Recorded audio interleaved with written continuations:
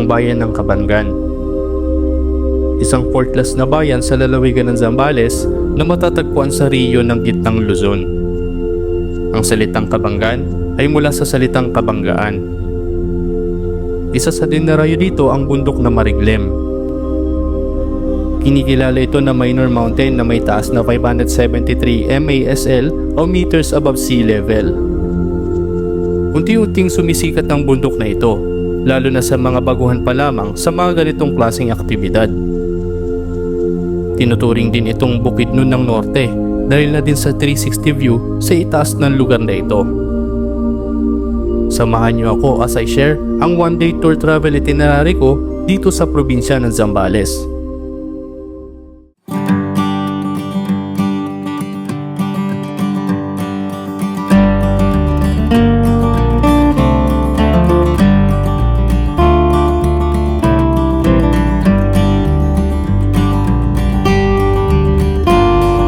Nagsimula ang travel natin around 9 dahil ang call time natin tonight ay 10 sa Greenfield District.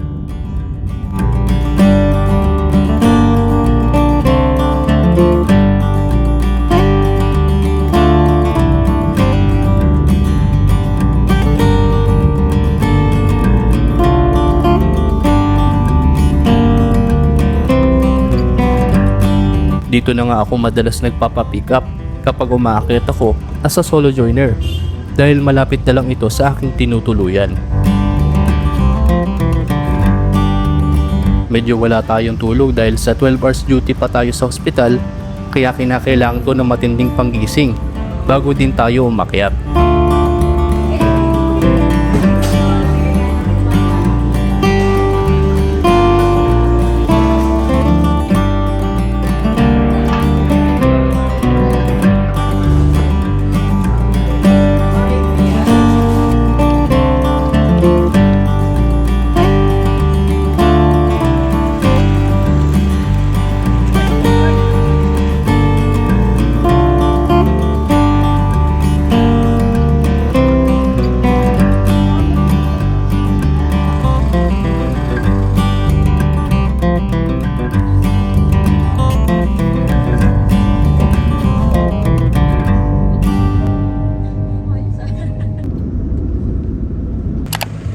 (1:30 ng umaga). Nag-stop over muna kami dito para kumain. 2 oras bago makarating sa jump off point ng Kabangan, packet ng Mount Mariglem.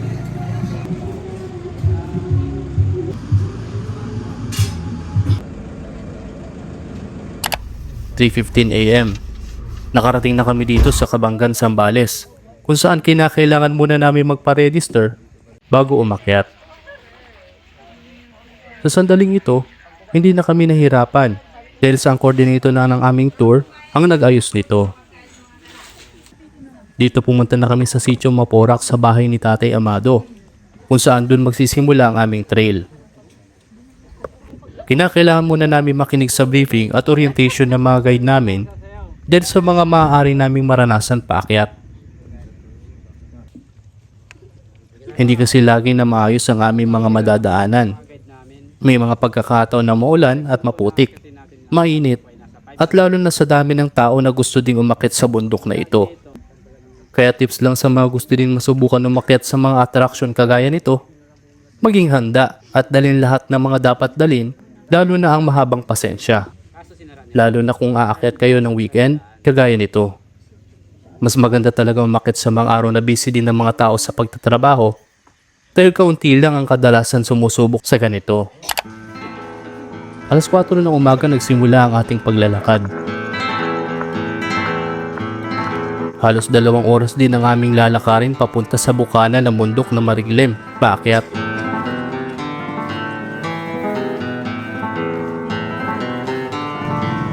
Dito pwede kayo sumakay ng habal kung gusto nyo mapaikli ang oras ng inyong lalakarin. Pero ang grupo namin, mas pinili maglakad na lang. Hindi nga naman kompleto ang trail sa pag-akyat kung sa simula pa lang ay dadayain mo ng sarili mo. Sa pagbalik na lang namin susubukan dahil sa pagod na rin siguro. Nakarating na rin sa bukana. Dito pa lang kailangan mo talaga ng pasensya dahil sa sabay-sabay na dito aakyat papuntang Peak 1. May mga naon na kasi na di na kinaya ang pag-akyat, kaya mas pinili na lang nila bumaba.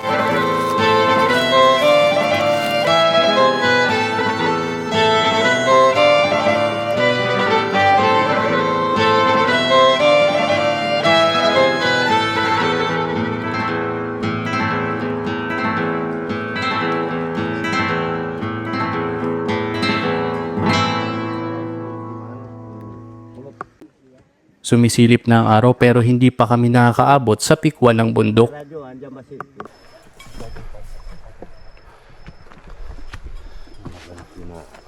Dapat ang gano'n.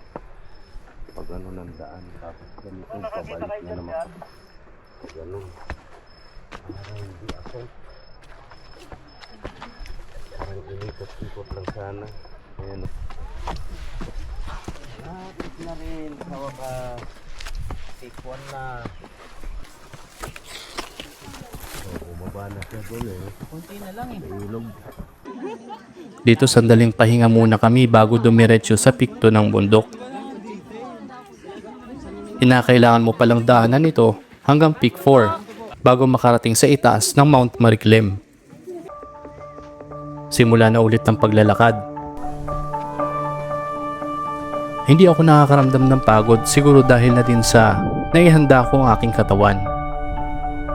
Malalaman natin sa mga susunod na oras bakit, kung ganito pa rin ba ang resistensya natin.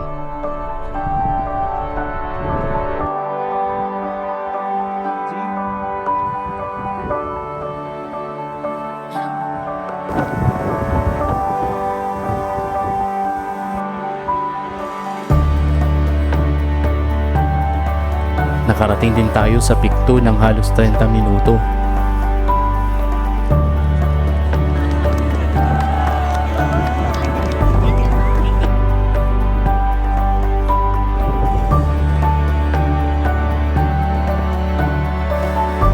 Bakit na tayo sa Peak 3?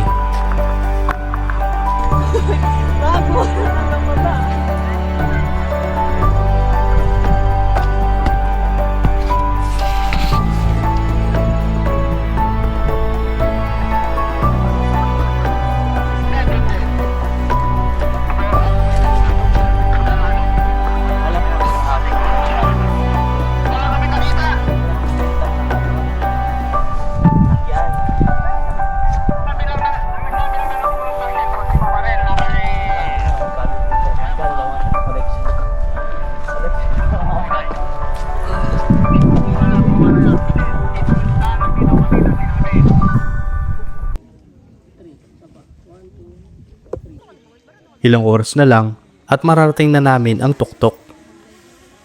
Sa sandaling ito, hindi na kami huminto pagkagaling sa Peak 4 dahil sa excitement na din na aming nararamdaman.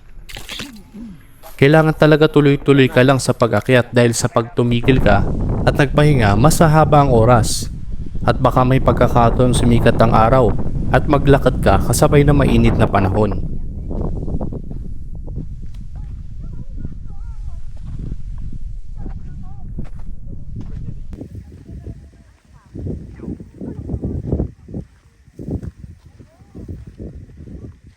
Ay, grabe, nakakapagod.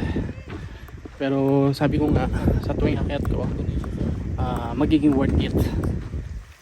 Kasi syempre pinaghirapan mo Pinaghirapan mo umakyat doon sa tuktok. Kahit na alam mo mahirap, yun nga, tuloy-tuloy pa rin. Kasi kapag tumigil ka sa gitna, parang hindi mo na rin narating yung gusto mo marating. Nakarating na rin sa taas.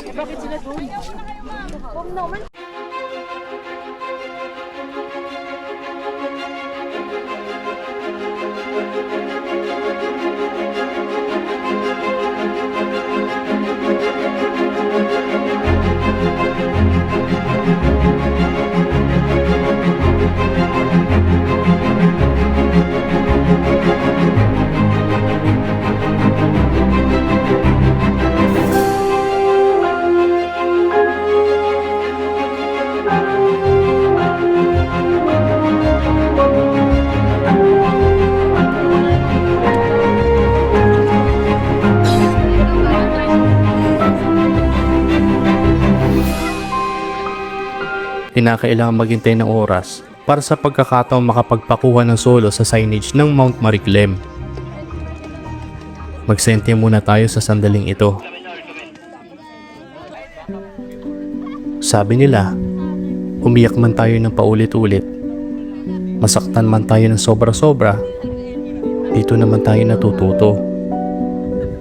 May mga tao na dumadaan lang sa buhay natin pero iiwan din pala tayo. At sa kalagitnaan, mararamdaman mo mag-isa ka na pala. Ganun talaga siguro, no? Yung kahit na may mga bagay na ayaw nating mawala sa buhay, darating yung araw na unti-unti o bigla na lang itong maglalaho sa atin. Bakit kaya kailangan muna nating masaktan o mahirapan bago matuto?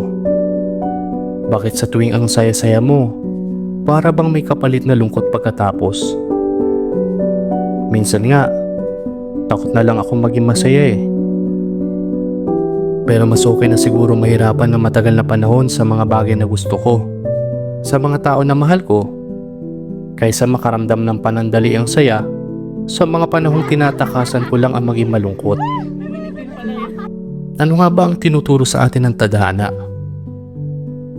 Bakit kaya madalas hindi natin nakukuha yung gusto natin? Nadadapa, nasasaktan. Pero malamang, hindi natin malalaman lahat ng sagot sa mga tanong natin. Pero malay mo, malay natin.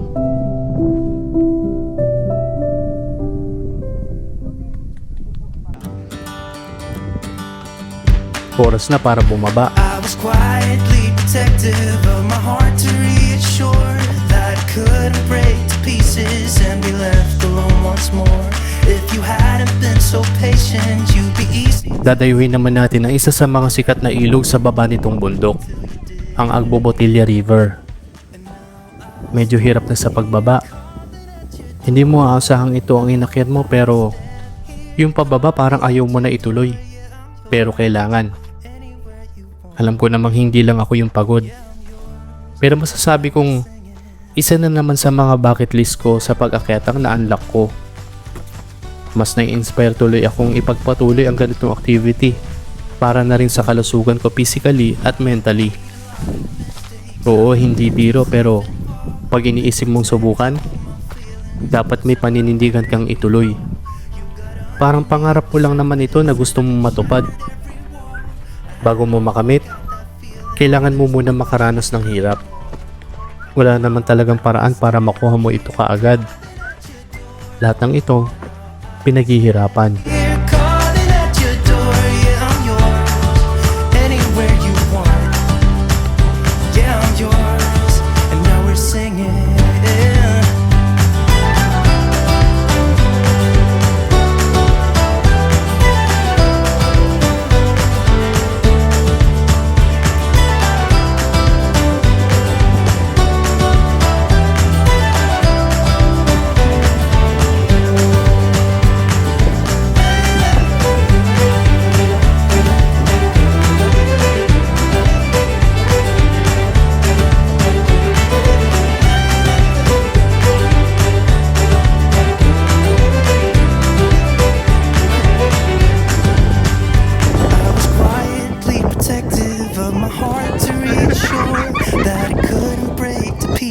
And be left alone. Papunta na kami sa Agbobotilya River para maligo at maranasan ang malamig na tubig dito.